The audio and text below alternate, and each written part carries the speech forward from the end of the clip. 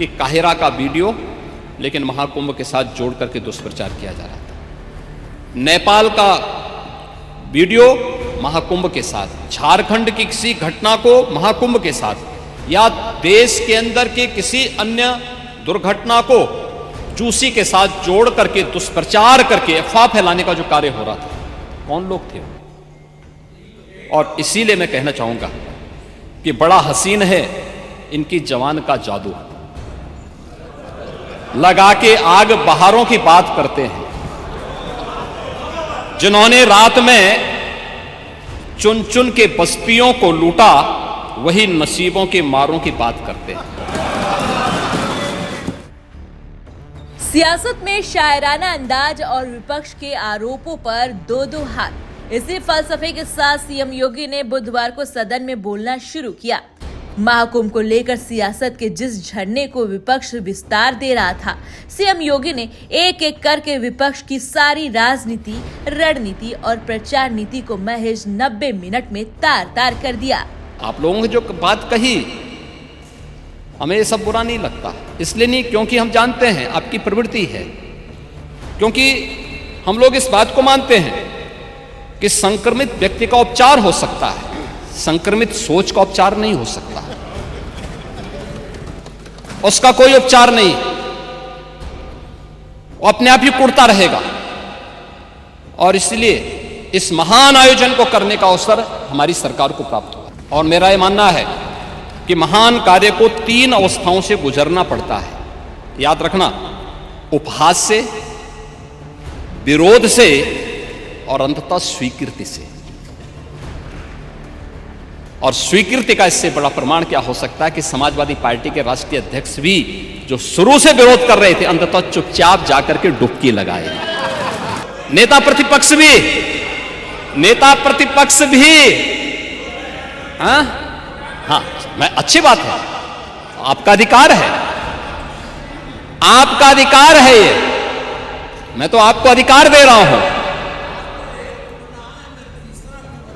मैं ही कह रहा ना, नहीं 13 में आप नहीं जा पाए थे, क्योंकि 13 में जब आप जा रहे थे तब तक आपको फोन आ गया था, आप वापस हो गए, नहीं जा पाए थे।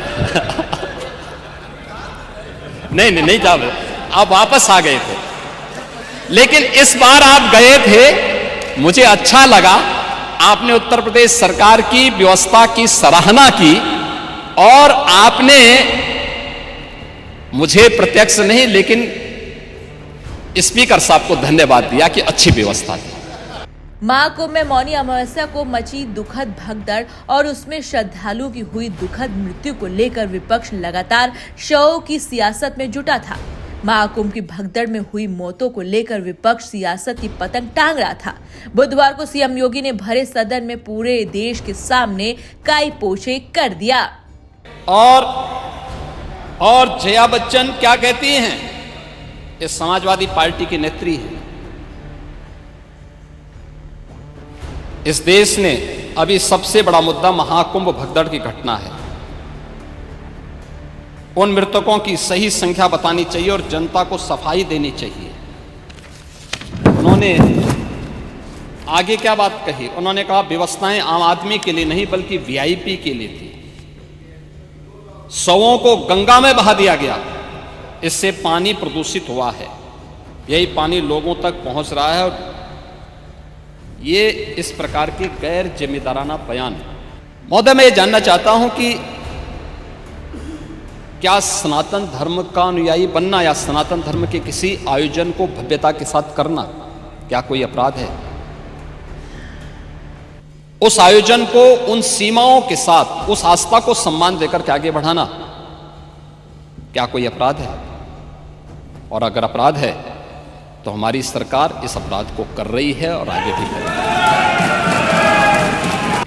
सीएम योगी जो बोलते हैं वो करते भी हैं। सियासत में सीएम योगी का यही फलसफा भी रहा है और सियासी सफलता का सटीक सूत्र भी। इतिहास भी गवाह है कि जब जब सीएम योगी सदन में अपराधियों के खिलाफ कार्रवाई को आश्वस्त किया है तो उसे पूरा भी किया है। महाकुंभ में मौनी अमावस्या पर हुए भगदड़ विपक्ष के सवालों के बीच सीएम योगी ने विधानसभा में एक बार फिर अपने ही अंदाज में आश्वस्त किया। और इन सभी घटनाओं की जांच करने के लिए इसीलिए सरकार ने एक जुडिशियल कमीशन का गठन भी किया है। जुडिशियल कमीशन अपना काम कर रहा है, तथ्य भी मांगेगा, जानकारी भी मांगेगा और एक स्तर की जानकारी लेगा। और मैं इस सदन को इस बात के लिए आश्वस्त करना चाहूंगा, इस बात के लिए आश्वस्त करूंगा कि प्रयागराज भगदड़ का कोई गुनाहगार होगा तो बख्शा भी नहीं जाएगा। कोई भी होगा, कहीं भी छुपा होगा, किसी भी स्तर पर होगा और कितना भी बड़ा क्यों ना हो, वह किसी भी स्थिति में। यूपी विधानसभा के बजट सत्र के दूसरे दिन जब सदन में सीएम योगी गरज रहे थे, 20 तारीख को यूपी का बजट भी पेश होना है। ऐसे में बजट से पहले मंगलवार का दिन महाकुंभ को लेकर सपा को जवाब देने का सबसे मुफीद समय था।